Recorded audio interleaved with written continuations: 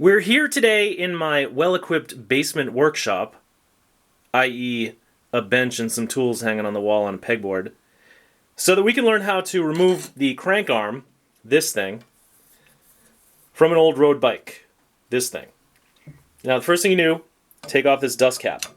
This one happens to be threaded. Actually, it doesn't happen to be threaded, it's very specifically threaded through a deliberate course of actions, but this one is threaded. Unscrew it. If it's in there tight, don't use a screwdriver. Use something bigger, flatter, a nickel or something like that. Now, we've taken off the dust cap. We're going to get a 14 millimeter socket on this beautiful snap-on ratchet. Usually these things are 14 millimeter, most of the time. We're going to put that on there. We're going to apply a lot of torque because these are usually pretty tight, and there it goes. Once it budges loose, you can just use the socket to pull it off. And the next thing we're going to do is we're going to check in here to see if there's a washer. Now, usually, if the spindle, which is this part that my finger's on, if that is threaded, then there's just a nut like this and no washer. And the nut has little doohickeys on the back to help it grip.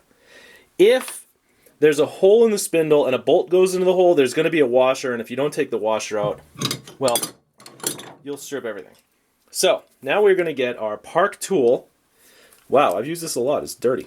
Park Tool CCP2 crank puller, available in any good bike shop for 15 bucks. And we're going to thread it into the threads in the crank. But before I do that, I'm going to get some of this axle grease right here. I'm going to get a little finger full of grease. Delicious. And I'm going to put it on these threads. Just so they'll go in easier and they won't bind up. You don't have to do this every time, but I noticed that my threads are dry. And the last thing you want doing this is dry threads. Now, you got to be very careful here because you get this in crooked, which is easy to do, you're going to strip your threads. But I got it in straight. It's going in nice and smooth, well lubricated. So, now it's in. It's snug, right? Wrong. Wrong-a-vous. You want to make sure it's bottomed all the way out. You don't want to kill it, but you want the puller gripping as many threads as it possibly can in the crank. Because there aren't a ton of threads in there. So you snug that up with your big adjustable wrench. This is a forged alloy SK Tools 15-inch adjustable wrench, which I love because A, I paid like $5 for it at a garage sale, and B, it's big enough to do just about anything you need to do on a bike. Not that you should use an adjustable wrench if you have any other options.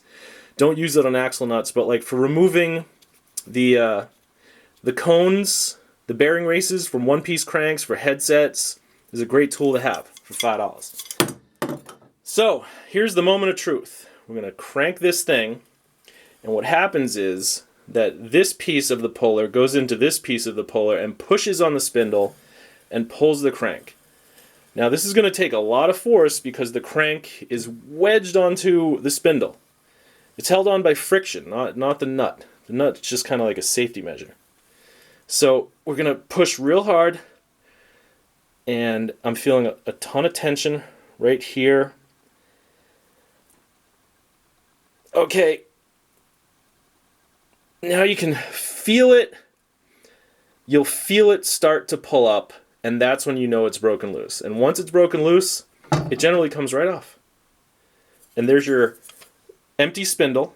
So sad. There's the greasy backside of your crank. And I just like to kind of put that back on there. Back the crank puller out a little bit. Use the adjustable wrench. And you don't need an adjustable wrench. I just find it's way easier than trying to figure out what size this thing is and get the right size wrench. You don't want to use adjustable wrenches where you're going to strip things, but you're never going to strip this.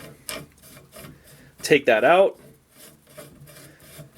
And now you have your liberated crank that you can use on another bike or sell on eBay or what have you.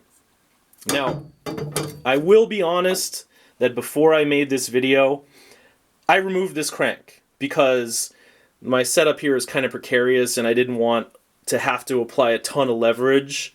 So this nut came off very easily, the crank came off very easily because everything was already loosened. Sort of like Julia Child baking 2 meatloaves and one's already done. But in the real world, you know, you're going to have to put a lot of force on it to get it to pull out. You're going to have to put a little bit of torque on this 14 millimeter bolt to get that off. But now you know how to do it, and I hope you learned something. Thanks for watching.